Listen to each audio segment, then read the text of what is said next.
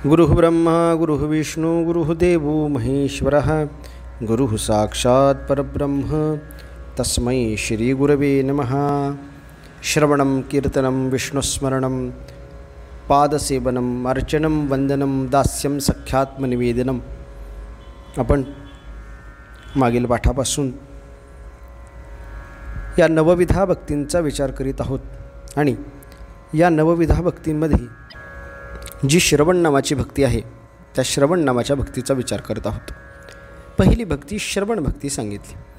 या श्रवण भक्तीचे आपण 3 प्रकार पाहिले, ते म्हणजे उत्तम, मध्यम आणि कनिष्ठ। म्हणजे उत्तम श्रवण, मध्यम श्रवण आणि कनिष्ठ श्रवण असे 3 पद्धतीचे आपण प्रकार पाहिले आणि आपण मागील पाठामध्ये मध्यम आणि कनिष्ठ श्रवण याचा विचार केलेला आणि उत्तम श्रवणाचा सुद्धा थोडा विचार केलेला आहे। आता उत्तम श्रवण याचा अजून थोडासा वेगळ्या पद्धतीने आपल्याला विचार करायचा आहे। बघा, ज्याने ऐकले त्याचे अंतःकरण कोणत्याही शंकेशिवाय स्वीकारतं, त्याला उत्तम श्रोता असं म्हणतात। बघा, अजून एकदा सांगतो, ज्याने ऐकले त्याचे अंतःकरण त्या उपदेशात कोणत्याही शंकेशिवाय स्वीकारते, त्याला उत्तम श्रवण असं म्हणतात आणि आपण याची व्याख्या मागील पाठामध्ये पाहिलेली आहे। आता उत्तम श्रोता कसा बनू शकतो याच्या संबंधानं जर उदाहरण द्यायचं म्हटलं तर त्याला बागायत जमिनीचं उदाहरण दिलं आहे। मुबलक अशा पद्धतीचं पाणी। आता मुबलक पाणी ज्या ठिकाणी आहे त्या ठिकाणी अनेक पद्धतीच्या वनस्पती, वृक्ष, वेली निर्माण होतात। आता त्या वनस्पती कधीकधी फायद्याच्या असतात तर कधीकधी तोट्याच्या असतात। म्हणजे जे त्या जमिनीवर उगवतं आहे त्याचा आपल्याला कधीकधी फायदा असतो, कधीकधी तोटा असतो। परंतु त्याची जमीन जर वाळवंट स्वरूपाची असेल, पाण्याचा प्रादुर्भाव अजिबात नसेल, त्या ठिकाणी गवताचं पातसुद्धा उगवत नाही।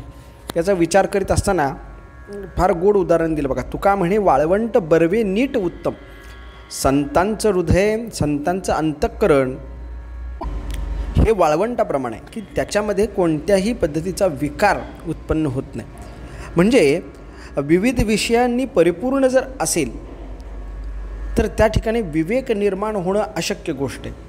पण त्या जमिनीमध्ये, त्या अंतःकरणामध्ये जर समजा एकही विषय नसेल तर मात्र विवेकाची निर्मिती लवकर होते असं आपल्याला पाहायला सापडतं। आणि जो श्रोता आहे त्याला ती गोष्ट चांगल्या पद्धतीनं कळते असं पाहायला मिळतं। आता प्रत्येक वेळेस ज्यावेळेस श्रोता वक्त्याचं ऐकतो त्यावेळेस त्याच्या अंतःकरणामध्ये ही ओढ निर्माण व्हायला पाहिजे की आज काहीतरी नवीन ऐकायला मिळणार आणि आज काहीतरी नवीन ऐकायला मिळणार अशा पद्धतीचा भाव अंतःकरणामध्ये झाला की निश्चित पद्धतीनं तो शुद्ध भाव त्या उत्तम श्रोत्याच्या अंतःकरणामध्ये आपल्याला पाहायला सापडतो। आणि मग ज्यावेळेस अशा पद्धतीची ऐकण्याच्या संबंधानं जिज्ञासा जागृत होते त्यावेळेस तो उत्तम श्रोता आहे असं आपल्याला पाहायला सापडतं। बघा, यासाठी आपण मागच्याच असणाऱ्या भागामध्ये पाहिलेलं आहे की बाबा श्रवणाचा विधी कसा, श्रवण कसं करावं। परीक्षित राजाने ज्यावेळेस श्रवणाला सुरुवात केली त्यावेळेस पहिल्यांदा शुकदेवांनी त्यांना श्रवण विधी सांगितला आणि तो विधी आपण मागच्या असणाऱ्या पाठामध्ये पाहिलेला आहे। आता त्या उत्तम श्रोत्यांची 2 उदाहरणं असलेली आपल्याला पाहायला सापडतात। एक परीक्षित राजा आणि दुसरा अर्जुन महाराज। आता अर्जुन महाराजांच्या भूमिकेचा जर विचार केला तर बघा, सर्वांना गीता माहिती आहे। त्या गीतेमध्ये पहिल्या अध्यायामध्ये दोन्ही असणाऱ्या सैन्यांचं वर्णन केलेलं आहे। मामकाः पांडवाश्चैव, हे जे दोघं आहेत त्या दोघांचंही वर्णन केलेलं आहे की बाबा इकडं कोण आहे आणि इकडं कोण आहे। आणि ज्यावेळेस अर्जुनाच्या अंतःकरणामध्ये मोह निर्माण झाला त्यावेळेस तो अर्जुन काय म्हणाला की पहिल्यांदा यात कुणाला मारायचं आहे याचा मला विचार करू दे आणि कुणाला मारायचं आहे याचा विचार करू दे असा अंतःकरणामध्ये भाव आणून अर्जुनाने काय केलं तर दोन्ही सैन्यांच्या मध्ये आपला रथ उभा केला। सेनयोर उभयोरमध्ये रथस्थापतम यच्युत अशा पद्धतीनं सांगितलं आणि दोन्ही सैन्याच्या मध्ये रथ त्या ठिकाणी नेऊन ठेवला। तर रथ त्या ठिकाणी नेऊन ठेवल्यानंतर युद्ध करावं का न करावं हा प्रश्न त्याच्या अंतःकरणामध्ये निर्माण झाला. अर्जुन महाराजांच्या अंतःकरणामध्ये अशा पद्धतीचा प्रश्न निर्माण झाल्यानंतर काय झालं तर भगवंतांनी सांगितलं की बाबा तू युद्ध कर. युद्ध कर असं सांगितल्याबरोबर तो युद्धाला तयार झाला. मग युद्धाला जर समजा सांगितल्याबरोबर तयार झाला असता तर पुढच्या गीतेची निर्मिती झाली असते का? झाली नसते. म्हणून अर्जुनाने वेगवेगळ्या पद्धतीचे प्रश्न विचारले आणि त्या असणाऱ्या वेगवेगळ्या प्रश्नांच्या माध्यमातून भगवंतांनी वेगवेगळी उत्तरं दिली आणि मग त्या माध्यमातून जी निर्माण झाली ती गीता. आणि त्या गीतेचं चिंतन मनन निधिध्यासन केल्यानंतर मग नष्टमोह स्मृतिर्लब्ध्वा अशा पद्धतीची एक भूमिका त्याच्या अंतःकरणामध्ये जागृत झाली. आता बघा भगवंताने सांगितलं आणि अर्जुनाने लगेच 18व्या अध्यायामध्ये नष्टमोह अशा पद्धतीची भाषा वापरली. किती काळ लागला याला? भगवंतानी गीता किती दिवस सांगितली? अरे 1-2 तासामध्ये संपूर्ण गीता सांगून भगवंत रिकामे झाले आणि निश्चित पद्धतीनं अर्जुन महाराजांना ती सगळी कळाली. म्हणून त्याला उत्तम श्रोता असं म्हटलं जातं. नाहीतर आपण ऐकतो काही जणांची गीता पाठ आहे, तोंडपाठ आहेत, 18च्या 18 अध्याय मुखोद्गत आहेत का नाहीत? आहेत. मग 18च्या 18 अध्याय मुखोद्गत आहेत, पण काय प्राप्त झालं? नष्टमोह झालं नाही ना, उलट मोहामध्ये जास्त ग्रासला गेला. म्हणजे ऐकल्यानंतर त्याचं मनन निधिध्यासन करून आपण ज्यावेळी ते तत्त्वज्ञान आपल्या कृतीतून प्रदर्शित करतो त्याला उत्तम श्रोता म्हटलं जातं. नाहीतर ऐकलं सोडून दिलं, पाठ केलं, उपयोग आहे का? उपयोग नाही. त्यासाठी एक गोड उदाहरण आहे बघा, गोड उदाहरण. एकदा एक संन्यासी साधू महाराज नदीला स्नानासाठी जात असतात आणि स्नानासाठी जात असताना त्यांना वाटेमध्ये एक पोपटाचं पिल्लू दिसतं. ते पोपटाचं पिल्लू बघितलं, लहान पोपटाचं पिल्लू बघितल्यानंतर त्यांच्या अंतःकरणामध्ये मोह निर्माण होतो. त्या पिल्लाला ते घेतात, आपल्या आश्रमामध्ये नेतात. दिवसेंदिवस पोपट वाढू लागतो. पोपट मोठा झाला की पोपटाला ते साधू महाराज शिकवतात किंवा ते हे पोपटा लक्षात ठेव. म्हणजे काय? बाहेर जायचं नाही, गेलं तर खाली पडलेले दाणे खायचे नाहीत. खाली फळं पडली असतील तर त्याच्यामध्ये तोंड घालायचं नाही. का घालायचं नाही? कारण ते जे दाणे असतात ते कुणी टाकलेले असतात? शिकाऱ्याने टाकलेले असतात. आपण ते दाणे खायला जातो, त्या सापळ्यामध्ये अडकतो. हे सगळं त्या पोपटाकडून पाठ करून देतात. पोपटा बोल बोल म्हटल्याबरोबर पोपट बोलायचं. बाहेर जायचं नाही, गेलं तरी खाली ठेवलेली फळे दाणे खायची नाहीत, कारण ते शिकाऱ्याने ठेवलेले असतात. आपण खातो, त्याच्यामध्ये अडकतो. सगळं बोलून दाखवतो. आता बोलून दाखवल्यानंतर साधू महाराज विचार करतात की याला कितपत कळलं हे पाहावं. एका शिकाऱ्याला, एका पारध्याला बोलवतात आणि त्याला म्हणतात की बाबा आश्रमाच्या बाहेरच काय कर, एक जाळं लाव. त्या शिकाऱ्याला सांगतात की आश्रमाच्या बाहेरच एक जाळं लावायचं. शिपाई तो शिकारी असतो, तो त्या ठिकाणी जाळं लावतो, त्याच्यामध्ये ते दाणे फळं वगैरे ठेवतो. पोपट तिथं जातो, ते पाहतो, ते दाणे खायला जातो आणि दाणे खायला गेल्याबरोबर त्या ठिकाणी अडकतो. अडकल्याबरोबर तो जो शिकारी असतो तो महाराजांना सांगतो, महाराज पोपट पिंजऱ्यामध्ये अडकला. पिंजऱ्यामध्ये अडकला म्हटल्याबरोबर महाराज तिथं जातात. महाराज विचारतात, काय रे बाबा, तुला काय सांगितलं होतं? तो म्हटलं सगळं पाठ आहे. म्हणले काय? बाहेर जायचं नाही, बाहेर गेलं तर खाली पडलेले फळं दाणं खायचे नाहीत. म्हणले का? ते शिकाऱ्याने टाकलेले असतात. त्या शिकाऱ्याच्या सापळ्यामध्ये आपण अडकतो, मग आपण एकतर पारतंत्र्यामध्ये जातो किंवा आपला जीव जातो. सगळं पाठ आहे, पोपटपंची सगळी पाठ आहे, पण मोह गेला का? मोह गेला नाही. अरे ऐकल्याबरोबर जो मोह जातो ते श्रवण, अन्यथा श्रवण नाही. म्हणून अर्जुन महाराजांनी गीता ऐकली आणि ऐकल्याबरोबर मोह गेला, म्हणून उत्तम श्रोता असं अर्जुनाचं वर्णन केलेलं आपल्याला पाहायला सापडतं. आता दुसऱ्या उदाहरणाचा विचार करू. परीक्षित राजांना शाप मिळाला. शाप मिळाला आणि परिणाम असा झाला, सगळ्याचा त्याग करून निवांत राहिले. सर्वस्वाचा त्याग केला. गंगेच्या काठी जाऊन निवांत बसली. मोह सुटला का नाही सुटला? उत्तर देणं अवघड आहे. विचार गेला तर सर्वस्वाचा त्याग आहे. सर्वस्वाचा त्या ठिकाणी त्याग आहे. त्या ठिकाणी मोह आहे असं म्हणू शकतो का आपण? म्हणू शकत नाही. पण सर्वस्वाचा जरी त्याग केला असला तरी अंतिम प्राप्तीच्या संबंधानं मोह आहेच. मग शुकाचार्य आले, श्रीमद भागवत सांगायला प्रारंभ केला. 7 दिवस ऐकली. बघा बरं का, अर्जुन महाराजांची नातू परीक्षित राजा आणि अर्जुन महाराज याच्यामध्ये विलक्षण अंतर आहे. दोघांना पण भगवंत जवळ आहेत, पण अर्जुनापेक्षा कित्येक पटीनं जवळ जर कोणाला असतील तर ते परीक्षित राजाला आहेत. अर्जुनापेक्षा कित्येक पटीने जवळ परीक्षित राजाला. अर्जुन महाराजांनी प्रश्न विचारले जे जिज्ञासेच्या पोटी आहेत आणि परीक्षित महाराजांनी विचारलेले प्रश्न आहेत ते मात्र भक्तीच्या पोटी आहेत. त्याचे स्वरूप मला परिपूर्ण पद्धतीनं कळालं पाहिजे यासाठी विचारलेले प्रश्न आपल्याला पाहायला मिळतात. परिणामामध्ये मात्र भिन्नता नाही. प्रयोजन एकच आहे. प्रयोजन एकच पाहायला मिळतं. श्रवणाच्या माध्यमातून जर बोध झाला यापेक्षा दुसरं प्रयोजन आहे का? नाही. आपण जर विचार केला की आपल्यालाही कळेल ज्याच्या अंतःकरणामध्ये शुद्धता किंवा शुद्ध भाव तोच अधिकारी, अन्यथा नाही. श्रवण हे अत्यंत महत्त्वाचं साधन आहे. श्रवणाच्या माध्यमातून आपण घडतो. उत्तम श्रोता जो हिताचं ऐकतो, अहिताचं ऐकणारा उत्तम श्रोता नाही. अधिकारी पुरुषाचे ऐकावे, हिताचे ऐकणारे आणि हिताचे ऐकवणारे. बघा बरं का, हिताचे ऐकणारे आणि हिताचे ऐकवणारे हे दोघंही दुर्लभ आहेत.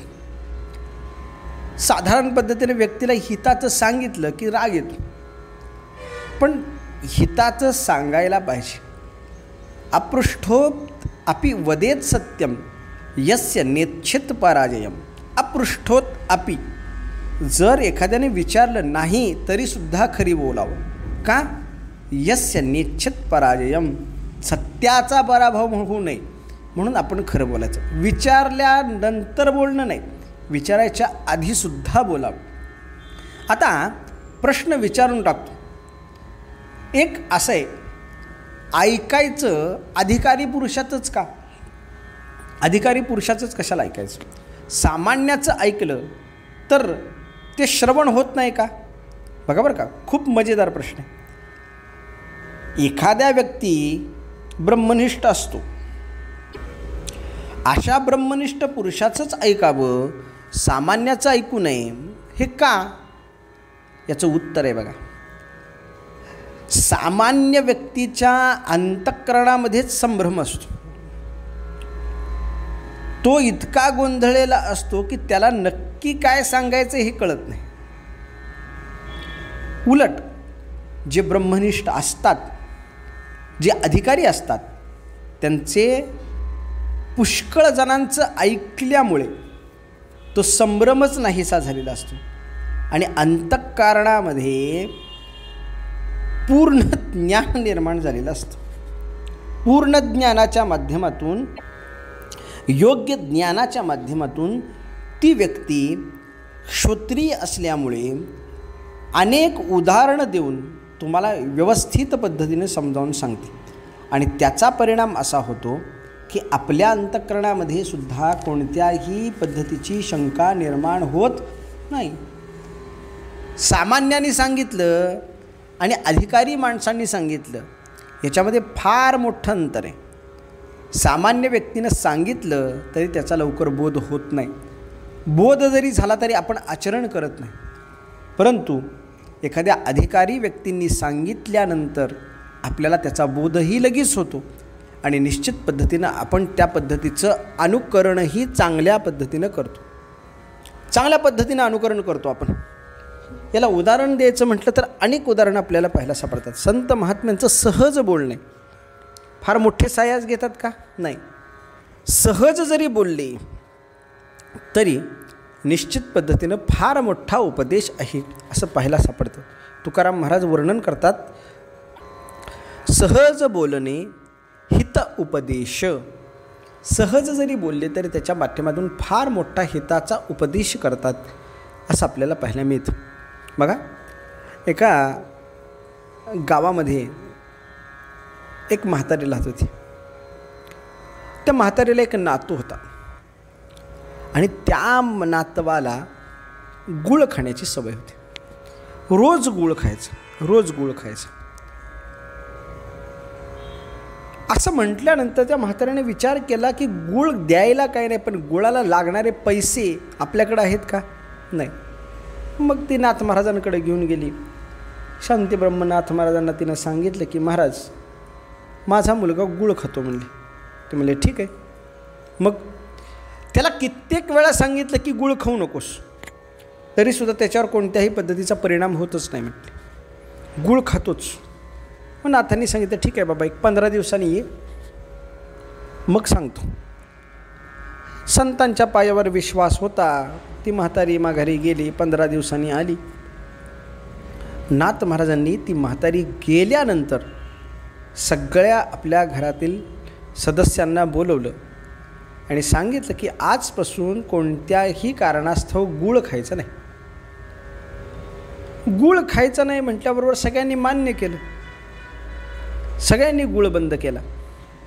15 दिवस झाले. 15 दिवसानंतर सगळ्यांना बोलवलं आणि विचारलं, म्हणले गूळ बंद केला? म्हणले हो बंद केला. काही परिणाम काही नाही म्हणले, व्यवस्थित आहे सगळं, ठीक आहे म्हणले. म्हातारी आली, नातवाला घेऊन आली. नातवाला सांगितलं, ए गूळ खातो का रे तू? त्याने सांगितलं होय महाराज, उद्यापासून गूळ खायचा नाही. उद्यापासून गूळ खायचा नाही म्हटल्याबरोबर त्याने सांगितलं ठीक आहे. निघून गेला. परिणाम झाला, त्याने गूळ खायचं बंद केलं. बघा बरं का, त्याने गूळ खायचं बंद केलं. म्हातारीने विचार केला, फक्त गूळ खाऊ नको हे सांगण्यासाठी परत दुसऱ्यांदा का बोलवलं? तिनं नाथांना नमस्कार केला आणि नाथ महाराजांना विचारलं, महाराज म्हणजे फक्त गूळ खाऊ नको एवढंच सांगायचं होतं, त्यासाठी परत का बोलवलं? नाथ महाराजांनी सांगितलं, गूळ खाऊ नको हे सांगण्याचा अधिकार मला त्यावेळेस नव्हता, कारण मी स्वतः गूळ खात होतो. कळतं आहे का? ज्या वेळेस मी गूळ खायचा बंद केला त्यावेळेस मला अधिकार निर्माण झाला की मी दुसऱ्याला सांगू शकतो गूळ खाऊ नकोस. आणि मग तुझ्या नातवाला बोलवून सांगितलं गूळ खाऊ नको. परिणाम झाला का? परिणाम झाला. बघा बरं का, अधिकारी पुरुषांनी सांगितलं की त्याचा परिणाम होतो आणि सामान्य व्यक्तीने सांगितल्यानंतर परिणाम होत नाही. म्हणून सांगितलं जातं की बाबा अधिकारी पुरुषाचे ऐकावे. सामान्याचं ऐकू नये अशातला भाग नाही, पण हिताचं ऐकायचं असेल तर ते मात्र अधिकारी पुरुषाचं ऐकायचं. एखाद्याने मुद्दाम एखादा पाठ अवघड शब्दामध्ये सांगितलं आणि संतांनी अधिकारी व्यक्तींनी तोच जर साध्या सोप्या शब्दामध्ये सांगितलं तरीसुद्धा अधिकारी पुरुषाचं सामान्य वक्तव्य श्रवण करावं. पण पोपटपंची पाठ केणाऱ्या व्यक्तीचा अवघड सिद्धांताकडे लक्ष देऊ नये असं शास्त्र सांगतं. कधीकधी अधिकारी व्यक्तींनी शास्त्र विरुद्ध जरी सांगितलं तरी ऐकावं. बघा बरं का, अधिकारी व्यक्तींनी शास्त्रविरुद्ध एखादे करायला सांगितलं तरीसुद्धा ऐकावं. का? कारण त्यांचे शब्द हेच शास्त्र आहे म्हणा. तयाचे पिसाट शब्द सुखे बोलू येती वेद, किंवा वाचा बोलू वेद नीती, केले संती केले ती. त्यांचं म्हणणं, त्यांचा शब्दच वेदतुल्य. म्हणून सांगितलं की अधिकारी पुरुषाचं ऐकावं, बाकी कोणाचं श्रवण करू नये. पाठी आपण 2 गोष्टींचा विचार केला. एक अधिकारी पुरुषाचं ऐकायचं आणि दुसरं हिताचं ऐकावं. आता हित सांगणारं कोण याचा विचार करणं फार गरजेचं आहे महाराज. कारण सगळेच जण हिताचं सांगतात का? सांगत नाही. काही जण आपल्या हिताचं सांगतात आणि काही जण जगाच्या हिताचं चालतात.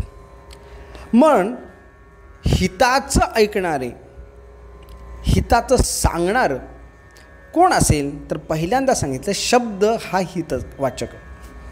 आप्तवाक्य असा उल्लेख केलेला आपल्याला पाहायला सापडतो. शब्दप्रमाण म्हणजे काय? आप्तवाक्य. आप्त म्हणजे कोण? तर हिताचे सांगणारे, हे आप्त. आणि हिताचे सांगणारे भेटतात का? भेटतात ना. पण हिताचा सांगणारा जरी भेटला तरी आपण त्याचं ऐकतो का? ऐकणं अवघड आहे महाराज. चंद्रगुप्त मौर्याला चाणक्याने उपदेश केला आहे बघा. अप्रियस्य पथ्यस्य वक्ता श्रोता च दुर्लभः. अप्रिय आणि पथ्याचं, अप्रिय असणारं म्हणजे माझ्या मनाविरुद्ध असणारं पण माझ्या पथ्याचं ऐकणार, हा सांगणारा पण दुर्लभ आहे आणि ऐकणारा पण दुर्लभ आहे. सुलभ काय आहे तर सांगताना सांगितलं सतत प्रिय बोलणाऱ्या व्यक्ती आपल्याला पाहायला सापडतात. पण अप्रिय बोलणारी व्यक्ती सापडते का? नाही सापडत. कारण अप्रिय बोललं की निश्चित पद्धतीनं त्या व्यक्तीपासून आपल्याला दूर जावं लागतं आणि परिणाम काय होतो तर आपला तोटा होतो. म्हणून हिताचं सांगणारं कोण? तर पहिला क्रमांक हिताचा सांगणारा जर कुणाचा येत असेल तर तो वेदाचा येतो महाराज. अहितापासून काढिती हित देऊनी वाढविती नाही श्रुती परोती माऊली जगा. हिताचं सांगणारं कोण असेल तर ते वेदमाता आहे, श्रुतीमाता आहे. वेद आपल्या हिताचं सांगतो, संत महात्मे आपल्या हिताचं सांगतात, पण ऐकतंय कोण? ऐकत नाही महाराज. माता माऊली पाचारिता शब्द नाही दिला मागुता. बहिरा झालो नरदेही येता एका जनार्दनी स्मर्यात. बहिरा झालो. का बहिरा झालो? माता माऊली पाचारिता, श्रुती मातेनं सांगितलं हे कर, शब्द नाही दिला मागोता, ऐकून न ऐकल्यासारखं केलं. परिणाम काय झाला तर बहिरा झालो नरदेही येता. म्हणून ऐकायचं कोणाचं? श्रुती मातेचं ऐकावं, संत महात्म्यांचं ऐकावं, उपनिषदाचं ऐकावं. म्हणून आपणास हिताचं असणाऱ्या गोष्टीचं श्रवण करणं अत्यंत महत्त्वाचं आहे. म्हणून हिताचे सांगणारे भेटणं दुर्लभ आहेत आणि हिताचे ऐकणारे पण दुर्लभ आहेत. संत महात्म्यांचं ऐकावं का देवाचं ऐकावं? सगळ्यात महत्त्वाचा मुद्दा. संत महात्म्याचं ऐकावं का देवाचं? कधीकधी देव खोटं बोलतो पण संत महात्मे मात्र कधीही खोटं बोलत नाहीत असं आपल्याला पाहायला मिळतं. म्हणून देवाचं ऐकण्याच्या ऐवजी संतांचं ऐकावं. संत हेच आपले हितकर आहेत. म्हणून दुसरी भक्ती श्रवण अशी सांगितली आणि त्या श्रवण भक्तीचं वर्णन करत असताना कुणाचं ऐकावं, कसं ऐकावं, या दोन गोष्टींचा विचार आपण या ठिकाणी पाहिलेला आहे. अजूनही आपल्याला त्या संदर्भात काही विचार करायचा आहे, परंतु तो विचार आपण पुढच्या पाठाच्या वेळेस करूया. पुंडलिक वरदा हरी विठ्ठल श्री ज्ञानदेव तुकाराम पंढरीनाथ भगवान.